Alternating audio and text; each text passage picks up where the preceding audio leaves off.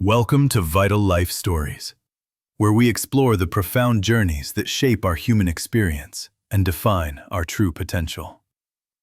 In the bustling chaos of a busy train station, a man sat alone, invisible to the rushing crowd passing him by. He was a beggar, disheveled and hopeless, relying entirely on the spare change and fleeting pity of strangers for his survival. Day after day, he extended his dirty hat, pleading for generosity, believing that his poverty was a permanent, unchangeable destiny. One afternoon, a well-dressed businessman in a sharp suit walked through the station, his presence commanding respect and immediate attention. The beggar saw an opportunity, rushing forward with his old hat, hoping for a large donation from this wealthy stranger. To his surprise, the businessman did not ignore him, but he also did not reach into his pocket for money. Instead, the wealthy man looked him in the eye and asked, "Have you ever given anything to anyone in return?" The beggar was confused and offended, replying that he had nothing to give, for he was just a poor beggar. The businessman smiled gently and said, "You cannot receive if you do not give. That is the rule of commerce." He walked away, leaving the beggar alone with his thoughts, angry at the refusal, yet haunted by those strange words. For days, the beggar pondered the question, looking at his empty hands and wondering what value he could possibly offer. He realized he had spent his entire life taking from others, never considering that he had any power to give. Wandering to the outskirts of the station, he noticed a patch of beautiful wildflowers growing freely by the roadside. An idea sparked in his mind. These flowers were free, beautiful, and something he could physically offer to the passersby. He gathered a small bunch of the brightest blooms, returning to his usual spot with a nervous but hopeful energy. When the first person walked by, instead of begging, he extended a flower and wished them a very wonderful day. The stranger was surprised by the gesture, smiled warmly, and placed a coin in the hat without being asked for it. Encouraged, the beggar continued this practice, handing out flowers to everyone, regardless of whether they gave him money or not. The atmosphere around him began to shift. People stopped to talk, smiled back, and gave him money with genuine joy. He was no longer just a beggar. He was a person adding value and beauty to the dull, gray station. Weeks passed, and his earnings increased significantly, allowing him to buy better clothes and present himself with a new dignity.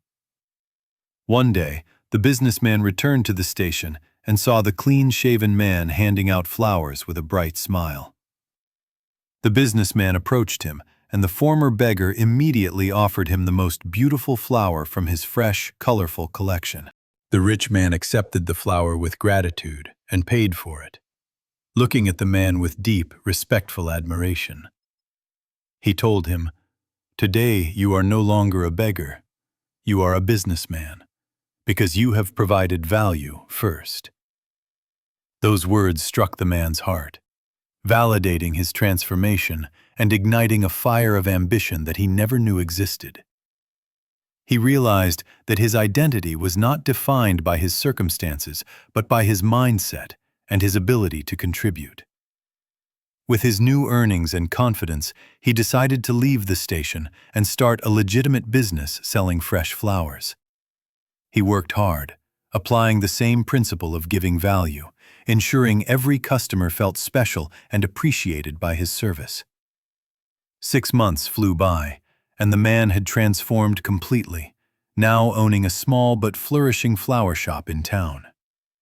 One afternoon, the businessman walked into the shop, recognizing the owner immediately as the man from the train station platform. The shop owner rushed out from behind the counter, tears in his eyes, and shook the businessman's hand with gratitude. He said, "You saved my life, not with money, but by teaching me the dignity of exchange and self-worth." The businessman smiled and replied, "You saved yourself the moment you decided to become a giver instead of a taker." They sat down for coffee, not as a beggar and a donor, but as two equal partners discussing business strategies. The former beggar shared his plans to expand, showing the same passion that the businessman had seen in himself years ago. This journey proves that poverty is often a state of mind, and wealth begins when we recognize our inner value. When you stop asking what the world owes you and ask what you can give, the world opens its doors. Every human being has something to offer, whether it is a skill, a smile, a kind word, or a flower. The transition from scarcity to abundance happens the moment we shift our focus from our lack to our potential contribution. Today, the man is a respected pillar of his community, teaching others the power of mindset and the joy of giving. He never forgot the lesson of the wildflowers, and he keeps a vase of them on his desk, always. His story is a testament to the fact that we are the authors of our destiny, writing every single chapter. If you feel stuck or empty, look around you and find one small thing you can offer to someone else. That small act of giving starts a cycle of receiving that can transform your life in ways you cannot imagine. True wealth is not just about the money in your pocket, but about the richness of the spirit within you. We hope this story inspires you to look within and discover the immense value you hold for the world around you.